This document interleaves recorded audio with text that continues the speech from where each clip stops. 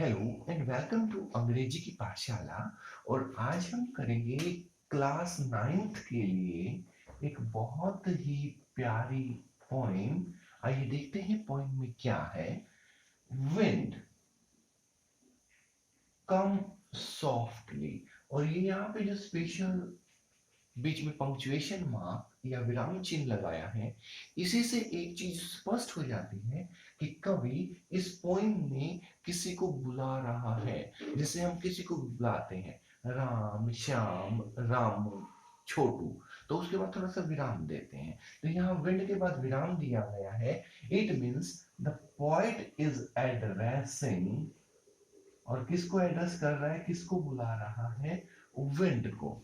तो यहाँ पर एक तरह से इस हवा का मानवीकरण किया गया है, जिसे इंग्लिश में हम पर्सोनिफिकेशन कहते हैं। मानवीयकरण कि हवा वैसे तो कोई इंसान नहीं है, हम हवा को बुला भी नहीं सकते, लेकिन यहाँ पर इस कविता में हवा को इंसानों की तरह आवाज दी गई है कि हे हवा, हवा हवा ए हवा, कम सॉफ्टली, ज्यादा तेज मत चलो, आराम से चलो। क्योंकि आपने देखा होगा कि जब हवा बहुत तेज चलती है तो पेड़ों के पत्ते भी उड़ जाते हैं, हमारे कपड़े भी उड़ जाते हैं, और कई बार तो ज्यादा तेज हवा तूफान का भी रूप लेती है। इसलिए कवि यहाँ हवा से अनुरोध कर रहा है कि थोड़ा सा आओ, आ तो जाओ, लेकिन कैसे, सॉफ्टली, आराम से आओ, बड़े ही जेंटल तरीके से, बड़े ही अच्छे तरीके से आओ। Don't break the shutters of the window, ऐसा ना हो कि तुम तेज चलो और हमारी खिड़कियां टूट जाए। ब्रेक मीन्स टूटना, विंडो खिड़की, हमारी खिड़कियां, हमारे दरवाजे, हमारे घरों को मत तोड़ो, थोड़ा आराम से चलो। डोंट स्कैटर द पेपर्स, और तो और हमारे पढ़ाई के कागज जो हैं वो भी उड़ जा रहे हैं, इसलिए हमारा अनुरोध है कि थोड़ा आराम से चलो। अब देखिए दो चीजें आ गई, डोंट, डोंट, और फिर तीसरी बार फिर आया है डोंट। जब एक ही शब्द को कवि बार बार प्रयोग करता है तो वो किस लिए होता है, पुनर्बलन, बल देने के लिए, ज्यादा ध्यान अट्रैक्ट करने के लिए। इसे अंग्रेजी की भाषा में एनाफोरा कहते हैं। तो यहाँ पर पोइटिक डिवाइस क्या है, एनाफोरा, बार बार उन्हीं शब्दों का प्रयोग। पेपर मत उड़ाओ, खिड़की मत तोड़ो, और तीसरी लाइन में कहता है don't throw down the books, और हमारी पुस्तकों को भी मत गिराओ। ऑन द शेल्फ, जो हमने कहाँ रखी है, शेल्फ पर रखी है, कहीं अलमारी के ऊपर रखी है, उनको मत गिराओ। हमारी खिड़की को बचाओ, हमारे कागज को बचाओ, और हमारी पुस्तकों को भी बचाओ।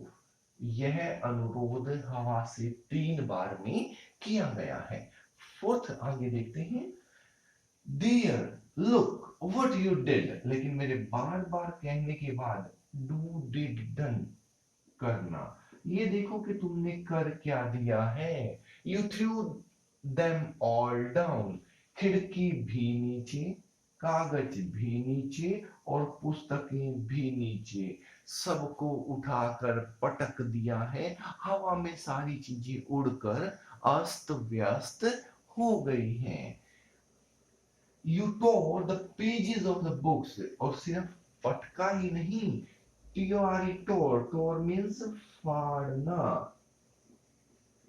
तुम्हारे पुस्तकों के नीचे गिराने के कारण वो बेचारी फट भी गई हैं, तुमने बड़ा नुकसान कर दिया है। आपने देखा भी होगा कि तेज आंधी का तो हमेशा नुकसान ही होता है।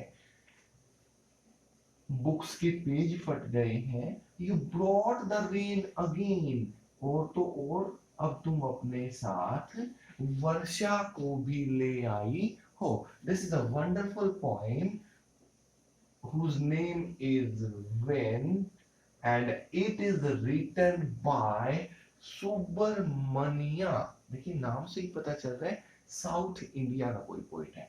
सुब्रमण्या भारती, भारती भारत से है, तो अगर आपको इसको शॉर्ट करना है तो एस डॉट भारती भी आप इन्हें कह सकते हैं, ताकि आपको लिखने में याद रहे।